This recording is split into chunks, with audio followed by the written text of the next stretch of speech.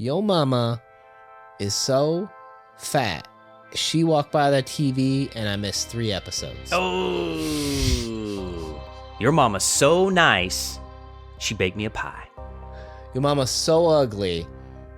She made an onion cry. Oh, now I'm gonna cry. I'm gonna go call my mom.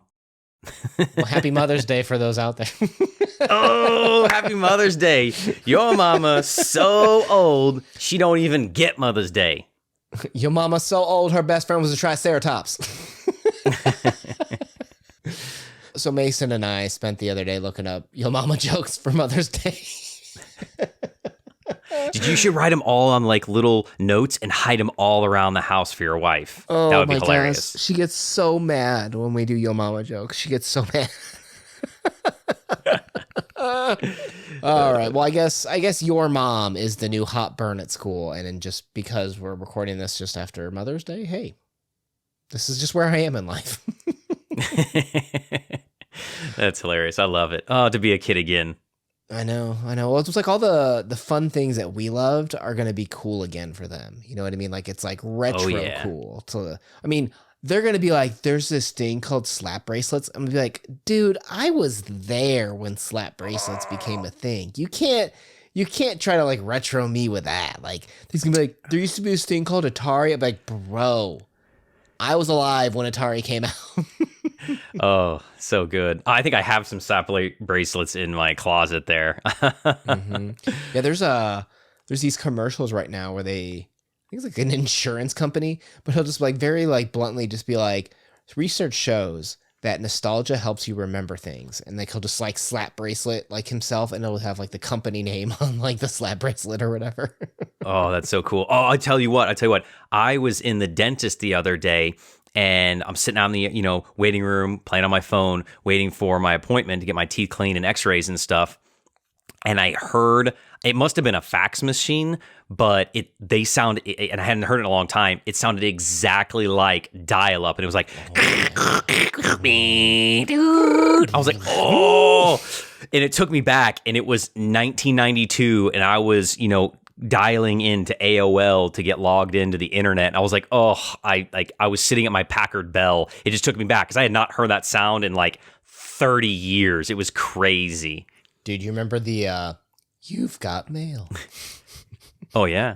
You've got mail. Oh, yeah. You've got mail. I got us kicked off. I actually got us kicked off AOL because I think I like mail bombed. I got mail bombed someone. Like it wasn't even like that big of a deal, but like, like when you send like 500 mails at someone, it was just like the ultimate 90s burn to do that. And AOL kicked us off because I did that, I guess. I don't know. It was kind of dumb. I was trying to get internet girlfriends in chat rooms. I don't know what you were doing. I was trying to get me a Canadian girlfriend up in Vancouver. I was an early troll, I guess. This is what I did with my free time, was just figure out how to internet bomb someone. Too funny. All right. Well, now we're old and we read books, so internet's irrelevant. Yeah, but boy, did we become we cool. Love you. Man, let me push up my glasses for this TBR. Woo! All right, we're here to talk about stuff we're doing in June. Now, for those of you that are loyal to this channel, you probably know where I'm going because we've done it the last 2 Junes. So we're going to do it again. It's kind of like a twofer where we do a little bit in June and a little bit of August. And I guess my friend Crypto here, are you loyal to the channel? Do you know what we're doing in June? James Joyce. No, with Faulkner. No. What? Yeah, no, sorry. What? Maybe you should watch our videos. I tell you, but why don't you show up on our channel every now and then? Okay, but to be fair, we record everything like a month in advance and you post them in that month. So really I read it in May. So I got to think, what do I normally read in May? You're ready for Faulkner in August. Okay, I see what it is. Yeah. Well, I'm always ready for Faulkner, but yeah. What do we read in May that we post in June? We've been doing it kind of low key the last couple years, but it's just a low key Japanese June, right? It's not something that tons of people celebrate, and that's unfortunate because there's a lot of great Japanese writers, a lot of great Japanese literature, that it's something that is kind of near to my heart, and I even obviously decorated a little bit with a Japanese influence, Asian influence, I guess I should say. So it's something that we're going to continue this June. Wasn't I like dead last June and didn't do it, and you gave me a hard time? I think like, oh, you're skipping it again. You you usually leave the channel whenever I bring up that we're doing Asian stories. I don't know what it is. Yeah, you hate me. I was moving or something last June. I don't even think I was in this universe. You took off like half the summer because you moved apparently half the summer. Well, yeah, I had to pack up a house and get a new job and move, and life was crazy last summer. So I don't know if I did all of it last summer. Yeah. So I'm going to use that as my excuse. I'm going to mulligan that. Yeah. So what are we doing this year? Because I will be there because I'm not going anywhere. I got my lease signed, renewed for another 12 months. Let's do this. Okay. Well, this will be a new to us writer. It's Serai Yuichi. I don't know anything about this person. I'm assuming you don't either. Nope. Okay. Well, Serai Yuichi, he is a Nagasaki writer. I think he was born in like the 50s or something like that. But he's got this story called Insects in that Penguin book that we have on the Kindle. So we'll check that one out. We're going to kind of go through a few more of the Penguin short stories and Oxford Book of Japanese Short Stories, some collections that we started a while ago. We're also going to do Spinning Gears, which is like one of the great Akutagawa stories. We've been doing a lot of Ryunosuke Akutagawa. We're doing that as well as Keisa and Morito by Akutagawa. Okay, so I think I've heard of Spinning Gears because right when you said that, I was like, oh, recognition. I have heard that one before, so... Mm-hmm. It could be like when we've read some of the previous stories, I'm sure that title would pop up. Like it's a very common story to read by him. We're going to go back to our boy Yasunari Kawabata with 1,000 Cranes. That's one of his more popular short stories. And we're returning to someone that... I don't know even if you remember reading her, but her name was Mieko Kawakami. We're reading the story called Dreams of Love, etc. And I can't remember if that's in the Japanese Oxford book or if that was in the Penguin book, but it's in one of those books. I think that one's in the Penguin book because that one sounds kind of familiar too. Okay. Now, on top of some of the Japanese short stories, we're going to have more, like I said, in the Women in Translation Month as part of the goal.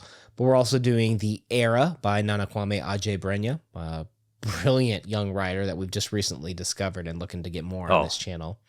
So good. Yeah. Hit me with more of that, please.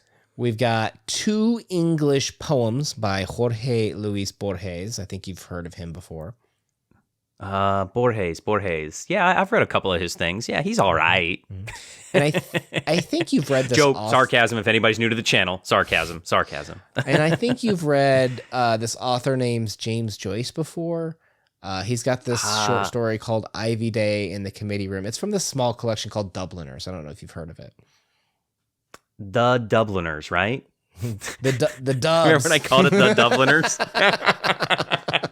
It was like one of our first videos. I'm like, yes, the Dubliners. And you're like, dude, it's Dubliners. Yeah. No, I think you might be projecting. I think that was probably me that said the Dubliners, to be honest. Are you sure? Maybe we were both idiots. Yeah, I'm sure. Well, we've come a long way. It's been a good 3 years working through the Dubliners.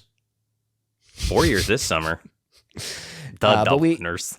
But we'll wrap that up. We'll get finally our Before You Read Dubliners video out, and we're going to continue working through the big boy Ulysses, which is Ulysses. I'm struggling with Ulysses, man. Not because it's hard, but I've just been doing it for fun, and sometimes when I'm reading it, I just get lost in kind of the wordplay, and it's just kind of my mind just wanders. I don't know, it's not bad or anything like that, but I just for some reason it hasn't been as gripping as I would love to have been.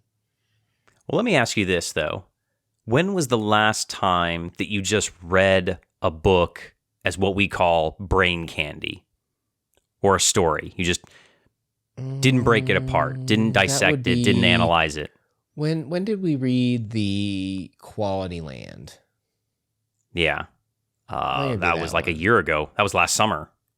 Was it? That was because you didn't read it. I was driving because I read it. I listened to it. Probably didn't read it.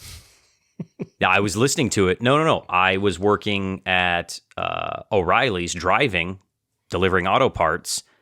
So that would have been July. Yeah, but didn't didn't we like That was almost a year ago. But we didn't record it for some reason. Like I swear it was like, yeah. Because you didn't read it for like 9 years. Was it me? Yes. Yes, okay, I finished that it was months ahead of you. It was November 28th that we published the story. Yeah, and I finished it in July. Uh-huh. Yeah. Yeah, because I remember I was at my niece's birthday party telling because I just finished it, and I was at her birthday party be like, you got to listen or read this book. It is so good. It's like one of the funniest books I've ever /read, listened to. And I got several people to read or listen to it. So think about that. That was the last one that we just read, right? That we really didn't analyze and break down. Do you think that we've just trained our brains, the way that we enjoy stories, the way that we enjoy books, is breaking them down to their core pieces and analyzing? And it's harder for us, and I know this sounds stupid, it's harder for us to just read a book for enjoyment because we need to analyze it in order to enjoy it. I'm trying to help you here, Justify. No, I do, and I appreciate that. I love that you're my corner man, right? You're rubbing my shoulders. I'm spitting the water out. You're cleaning it up for me. I appreciate that. I got you, Una. You can do this. Yeah, but yes, there's absolutely a truth to that, and there's also an element to the story itself. There's been I've been craving some sci-fi and like mecha battles. You know what I mean? Like I want ships that transform into robots that like link up and shoot lasers and stuff. Like I've just been kind of craving that. But I haven't read it, but I have found no mechanized laser shooting robots in Ulysses yet. I could be wrong. Maybe it happens later on. But I think there's a time and a place for the just for fun reading. And while Ulysses is fun, it has some of that elements. It has no mechanized laser shark shooting robots, so I'll say that. So are you telling me that we may be throwing in our midst of all of our short stories in Ulysses' Voltron book in the middle of June? I think we should. We should. There's been this so Angela over at Literature Science Alliance, like years ago, she had recommended this, like, what was it, like Fox 9 or Foxtail Gambit, something like that. That seemed like some cool spaceship battle type stuff. I've been craving it. And then Leslie, actually, she was raving about this book called like The Crew. That's just like allegedly just zany and fun and smart at the same time. But man, there's just something about maybe with Ulysses, maybe after Ulysses. Like I feel like I want to do a fun sci-fi maybe. Well, there's always there's always palate cleanser, right? You need to have that every once in a while. And we've always kind of interspersed our Stephen King or Timothy Zahn and things like that as our palate cleansers. And I think that's healthy for your reading repertoire. Yeah. Yeah. Well, speaking of Zahn, boy, what happened to him? He just gave up on Thrawn, didn't he? I think Disney wrote him a big fat check and he's like, all right, peace. Yeah. Well, all right. Well, that's what we're reading in June. Definitely. We're going to read the Ulysses, and we're going to figure out what we're going to read next for fun. Let us know what you'd like to see us cover. What are you guys reading in June? Let us know in the comments down below, because if you're thinking about joining along for Japanese June, we'd love to hear from you. My name's been Una. Peace. Peace. I am a robot, Crypto. Yo, mama, so robotic that she actually is not analog. That was funny.